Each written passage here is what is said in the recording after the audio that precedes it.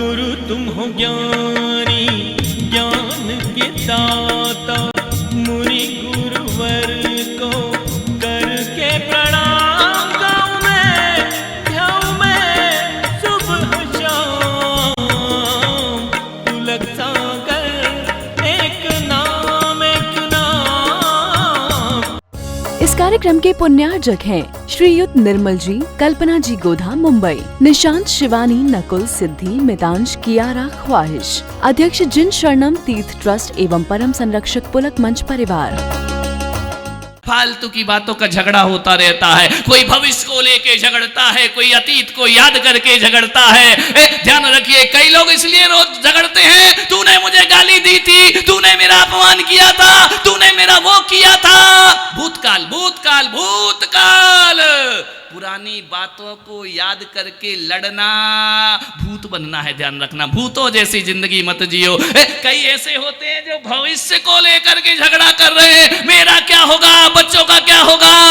अरे सामान्य 100 वर्ष का पल की खबर नहीं, ध्यान रखना। तेरा क्या होगा, अरे तू होगा या नहीं होगा, इस पर भी थोड़ा विचार कर। ना भूत के लिए लड़ो ना भविष्य के लिए लड़ो। ध्यान रखना, मेरे महावीर तो कहते हैं जो ना भूत के लिए जीता है ना भविष्य के लिए जीता है, अरे जो वर्तमान में जीता है वो वर्धमान बन करके खड़ा हो जाया करता है। आज में जियो, कल का कोई भरोसा नहीं है। ये जिंदगी दोबारा बोलो मिलेगी या नहीं मिलेगी, ये वाली तो नहीं मिलेगी। ध्यान रखना है, मानने वाला सोचना। लड़ रहा है आदमी फिजूल की बातों में। हुआ क्या, जेठ जी गर्मी के दिन थे, बाजार से आम लेकर के आ गए। अब जेठ जी ने सोचा, वो चूसने वाला आम होता था ना पहले, आजकल तो दिखता भी नहीं है, बड़ा मीठा होता था। अभी मुझे धरियाबाद में मिला था, मैंने कहा तो मैंने बरसों के बाद देखा है। मैंने कहा इतने दिनों के बाद एक चूसने वाला आम। बोले आदमी आदमी को चूस रहा है, आम खाने के टाइम कहाँ इस दुनिया में, ध्यान रखना है। विचार करिए, वो चूसने वाला आम होता था। आम आया, जेठ जी ने थैले में हाथ डाला, ऐसा उस आदमी के मन में कोई विचार नहीं था, कोई भावना नहीं थी। एक आम उसने अपने बच्चे को दिया, एक आम उसने अपने छोटे भाई के बच्चे को देखे दिया। छोटे भाई की पत्नी पीछे से देख रही थी, उसने देखा अच्छा जेठ जी इतनी पार्शलिटी करते हैं। अरे बोले क्या हो गया, बोले अपने लड़के को बड़ा और मेरे लड़के को छोटा। अरे ऐसा कुछ नहीं था, लेकिन अतश्री महाभारत प्रस्तुत करता। फिजूल की बात है, फिजूल के झगड़े। ध्यान रखना, बड़े और छोटे आम पे झगड़ा हो गया, बड़ा अपने को दे दिया, छोटे मेरे बच्चे को दे रहा, आम छीना, लड़ाई प्रारंभ। ध्यान रखना, फालतू की 90% बातें ऐसी हैं जिनका लड़ने का कोई औचित्य नहीं होता है, लेकिन आदमी उन्हीं बातों पे लड़ जाया करता है। एक जगह मेरा चतुर्मास हो रहा था, सवेरे सवेरे हम भक्ति पाठ पढ़ रहे थे। पाठ पढ़ते पढ़ते बड़ी जोर जोर से पड़ोस से आवाज आई। अरे मैंने कहा क्या हो गया, मैंने महाराज को कहा, मैंने माता जी को कहा कि देखो कैसी लड़ाई की आवाज आ रही है, बड़ा शोर मच रहा है। मैंने कहा ऐसा तो नहीं सुबह सुबह किसी ने टीवी चालू कर दिया हो। मैंने कहा देखो देखो, झांक करके देखा, दीवार थी, वहां पे दो पति पत्नी लड़ रहे थे, आपस में झगड़ा कर रहे थे। अरे मैंने कहा क्या चल रहा है देखो तो। बोले महाराज ये दूरदर्शन नहीं है, पास दर्शन है। मैंने कहा क्या हुआ, बोले पति पत्नी झगड़ रहे। अरे यार, मैंने कहा 5 बजे सवेरे काय को झगड़ रहे, लड़ रहे हैं, फिजूल की बातों पे झगड़ा है। मैंने जाकर के देखा, मैंने कहा हम पाठ कर रहे, भक्ति कर रहे, भगवान का ध्यान कर रहे, तुम इतने जोर जोर से झगड़ा क्यों कर रहे। बोले महाराज रुको रुको रुको, आपके कान में आवाज चली गई। मैंने कहा नहीं, मैं तो बहरा हूं, मुझे सुनाई थोड़ी देता है। तो बोले मैंने कहा ये बताओ झगड़ क्यों रहे हो सवेरे सवेरे। बोले महाराज 50 बार इस औरत को कहा है सुधर जा। मैंने कहा रात भर क्या कर रहे थे, वो लड़ ही रहे थे, सवेरा हो गए, हम क्या कर सकते, झगड़ा ही चल रहा था। 50 बार मैंने इससे कहा मेरा बेटा डॉक्टर बनेगा। काय का झगड़ा हो रहा है, दुकान से आया हारा थका, मेरा बेटा डॉक्टर बनेगा। पत्नी ने कहा बच्चा मैंने भी पैदा किया है, मेरा बेटा वकील बनेगा। अब बताओ, डॉक्टर और वकील पे झगड़े हो रहे, रात भर लड़े फिजूल के झगड़े। मैंने कहा एक बात बताओ, जरा बच्चे से भी तो पूछ लो कि वो क्या बनेगा। बोले हाँ यार ये तो पूछे नहीं बच्चे से। मैंने कहा बुलाओ बच्चे को। पति ने पत्नी की तरफ देखा, पत्नी ने पति की तरफ देखा, दोनों को हंसी आ गई। बोले बच्चा तो अभी पैदा ही नहीं हुआ है। अब बताओ, झगड़े देखो, फिजूल के झगड़े, भविष्य के झगड़े। बच्चा पैदा नहीं हुआ है, झगड़ा शुरू।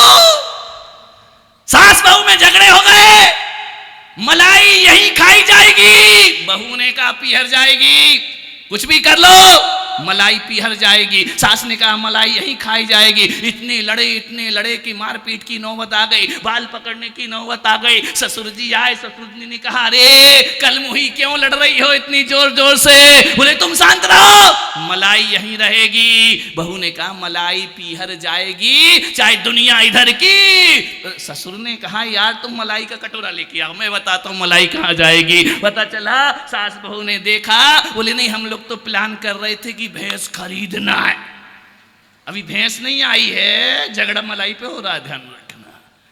मान्यवर, कितने झगड़े तुम्हारे फिजूल के, कुछ लेना देना नहीं है उनसे। मुल्ला नसरुद्दीन दिल्ली जा रहा था उदयपुर से, पत्नी गुलाबों को कहा कि कमाल को बुला। उसका लड़का कमाल था, जैसे ही आया 3-4 जमाए। पत्नी ने कहा कि सुबह सुबह क्यों मार रहा है। बोले तू चुप रहे, इसको मारने दे। बोले क्यों।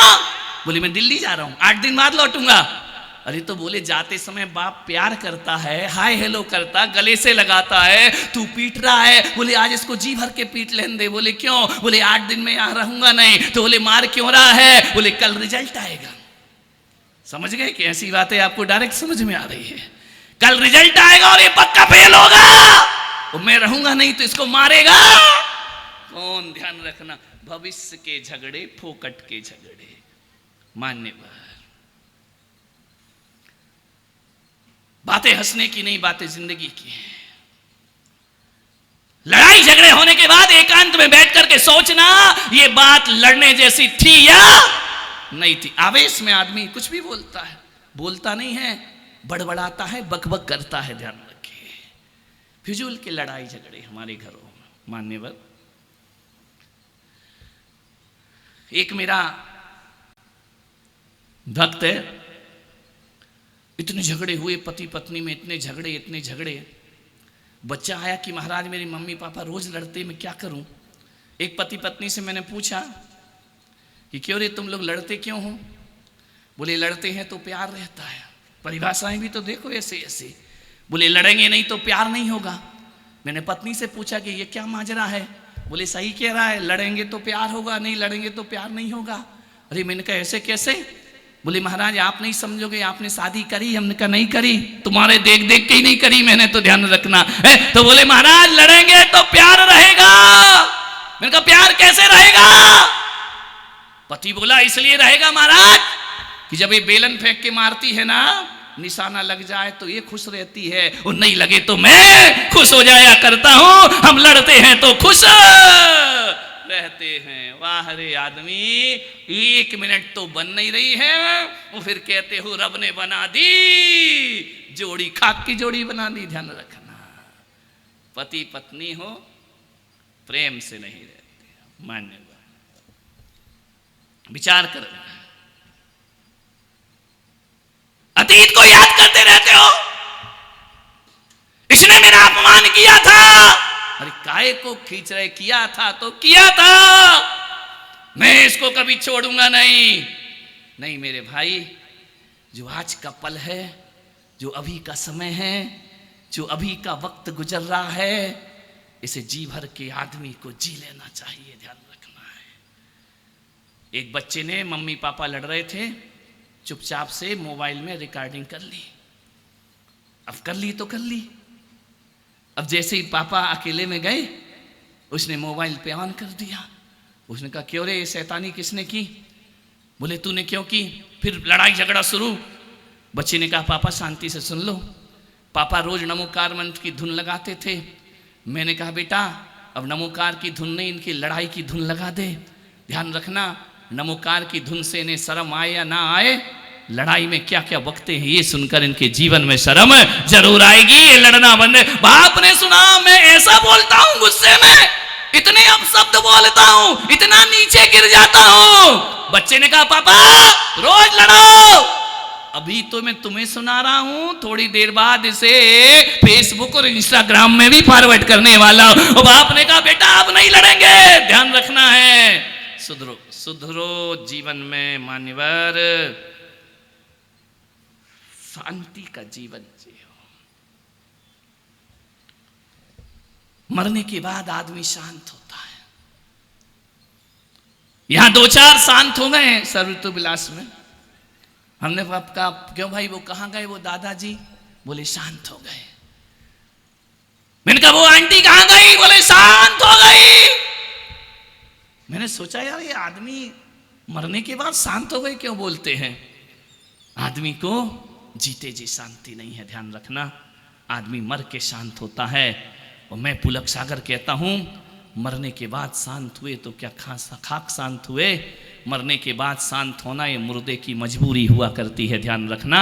यदि ये व्यवस्था ना हो तो मुर्दा भी चिल्लाते चिल्लाते जाएगा शमशान घाट, ध्यान रखना। मरने के बाद शांत हुए तो क्या शांति हुई? अरे जो मरने के बाद शांत होते हैं वो मुर्दा जिंदगी वाले होते हैं, और जो जीते जो शांत हो जाते हैं वो वीरों का जीवन जिया करते हैं, वो बहादुरों का जीवन। जीते जी शांत हो जाओ। मर के शांत हुए तो क्या हुए? जीते जी जिंदगी को शांत बनाने का प्रयास करें। क्रोध जब भी आए उसको पंचर कर दिया करो। क्रोध पंचर कैसे होता है? जब भी गुस्सा आए, सामने वाला कुछ बोले, कहना तूने बोल लिया अब मेरी बारी है, तूने बोल लिया अब मेरी बारी है। लेकिन रुक जा, इस बात का जवाब मैं 5 मिनट बाद दूंगा, तुरंत नहीं। तुम तो तुरंत ही तैयार लिए बैठे हो, ध्यान रखना। तुम तो बिल्कुल बैठे हो आग लगे और पेट्रोल डालूं, ध्यान रखिए मान्यवर। 5 मिनट बाद जवाब दूंगा। 5 मिनट बाद ध्यान रखना परिस्थिति बदल जाएगी, आप जवाब नहीं दे पाएंगे, ध्यान रखिए। क्रोध को टाइम दो, बिन बुलाया मेहमान है ये क्रोध, कभी भी चला आता है। मान्यवर एक बात याद रखना, थोड़ा सा क्रोध पूरी जिंदगी को जहरीला। कभी तुमने सांप और नेवला का झगड़ा देखा? टीवी में दिखाते, साक्षात भी देखा होगा। मदारी आता है, सांप और नेवला का झगड़ा दिखाता है। नेवला कैसे सांप पे अटैक करता है? एक जगह बैठ करके नहीं करता है, फिर टच करेगा फिर भग जाएगा, फिर टच करेगा फिर भग जाएगा, पूंछ पकड़ेगा फिर भग जाएगा, फण पे मारेगा फिर भाग जाएगा। कई बार नेवला पास आता है भागता है, पास आता है भागता है। मालूम है नेवला क्या करता है? सांप से कोई जीत सकता है क्या? लेकिन नेवला ऐसा प्राणी है जो सांप से जीत जाता है। नेवला बहुत चतुर प्राणी है, वो बार बार सांप को छेड़ता है, और जितनी बार सांप को छेड़ता है सांप को उतना गुस्सा आता है। वो ध्यान रखना, जितना जितना गुस्सा बढ़ता है सांप जहरीला हो जाया करता है, ध्यान रखिए। वो जब जहरीला हो जाता है तो उसका जहर दूसरों को नहीं उसकी जिंदगी को तबाह कर दिया। सांप को नेवला गुस्सा दिला के तुम्हारे घर में भी जितने हैं ना वो गुस्सा दिलाएंगे, क्रोध दिलाएंगे। समझ जाना, जितना गुस्सा तुम करोगे उतना जहरीला जीवन होते जाएगा, बीमारियां आ जाएंगी, अस्पताल में चले जाओगे। ज्यादा गुस्सा मत करो। एक बात ध्यान रखना, मैंने सोचा आदमी के जीवन में 4 कसाएं हैं, क्रोध है, मान है, माया है, लोभ है। मैंने सोचा ये क्रोध भी आदमी के अंदर है, अहंकार भी आदमी के अंदर है, मायाचारी भी आदमी के अंदर है, लोभ भी आदमी के अंदर है। ये 4 रोग जब तक हैं अस्पताल तुम्हारा कभी छूटने वाला नहीं है, ध्यान रखिए। ज्यादा क्रोध करोगे, ज्यादा क्रोध करोगे ब्रेन हैमरेज होगा, ध्यान रखना। ज्यादा गुस्सा नहीं करने का। जितना क्रोध होगा नस फट जाएगी, ब्रेन हैमरेज हो जाएगा। ज्यादा मायाचारी करोगे, छल कपट करोगे, लकवा लगेगा, पैरालिसिस हो जाएगा, हाथ पैर टेढ़े हो जाएंगे, ध्यान रखना। और ज्यादा अकड़ के छाती चौड़ी करके जियोगे ना अटैक पड़ेगा, ध्यान रखना। हार्ट अटैक, बैठे बैठे दुनिया से विदा हो जाओगे और ज्यादा लोभ रखोगे, ये भी मेरा वो भी मेरा सब मेरा, मेरा तो मेरा है ही, दूसरों का भी ज्यादा मेरा मेरा लोभ करोगे, कौमा में चले जाओगे, दौलत पड़ी रहेगी, तुम अकेले तड़पते रहोगे। चंद सांसों के लिए ध्यान रखना है। आपसे निवेदन है, जीवन को सुधारो, अपनी भूल को करो कबूल, जीवन को सुखी बनाना, अपनी भूल को करो कबूल। क्या करो? बोलो बोलो, अपनी भूल को, अपनी भूल को, अरे जोर से बोलो ना, जितना जोर से गुस्सा करते हो, अपनी भूल को करो कबूल, मन में न रखो कोई सूल, दूसरों से हो जाए भूल तो उसे जाओ, आधा प्रवचन तो तुमको आता ही है। दूसरों से हो जाए भूल तो उसे जाओ भूल, जीवन हो जाएगा ब्यूटीफुल। ध्यान रखना है, जीवन को सुंदर बनाना है, दूसरों की भूल को भूल जाओ और अपनी भूल को कबूल कर लीजिए। विचार करिए, गुस्से में वाणी असभ्य हो जाती है। आदमी की पहचान कब होती है? चेहरे से पहचान नहीं होती। आदमी कब पहचाना जाता है? जब वो मुंह से बोलता है। और हकीकत में इंसान कैसा है इसकी पहचान करना है तो तब समझना उसे। ऐसे तो बड़ा मीठा बोलता, आइए, वेलकम, स्वागत है, कैसे हो, क्या चल रहा है, हाय, हेलो, चाय लो, नाश्ता लो, इससे आदमी नहीं पहचाना जाता है। ध्यान रखिए, आदमी की पहचान होती है जब वो गुस्से में भर के बोलता है, तब आदमी के संस्कार पहचाने जाते हैं, उसके बोलने का स्तर कितने नीचे गिरता है। ज्यों-ज्यों क्रोध का ग्राफ बढ़ता है, गालियां बढ़ती हैं, असभ्य शब्द आते हैं, संस्कार विहीन हो जाता है आदमी। मान्यवर, आदमी की असली पहचान। कल एक व्यक्ति आए, बोले महाराज आपने मीठी वाणी पर प्रवचन किया, आज मैंने पूरे दिन प्रयास किया, गुस्से में नहीं बोलूंगा, गुस्सा भर के बात नहीं करूंगा। इनका कैसा लगा? बोले बड़ा सुकून लगा, बड़ी शांति। पत्नी तो व्यंग में हंसी भी की, ये कैसे हो गया 900 चूहे खा के हज करने जा रहा है। बोले आज तो बड़ा मीठा मीठा बोल रहे हैं। ध्यान रखना। इस कार्यक्रम के पुण्यार्जक हैं श्रीयुत निर्मल जी, कल्पना जी गोधा मुंबई, निशांत शिवानी नकुल सिद्धि मितांश कियारा ख्वाहिश, अध्यक्ष जिन शरणम तीर्थ ट्रस्ट एवं परम संरक्षक पुलक मंच परिवार। गुरु तुम हो ज्ञानी, ज्ञान के दाता, मुनि गुरु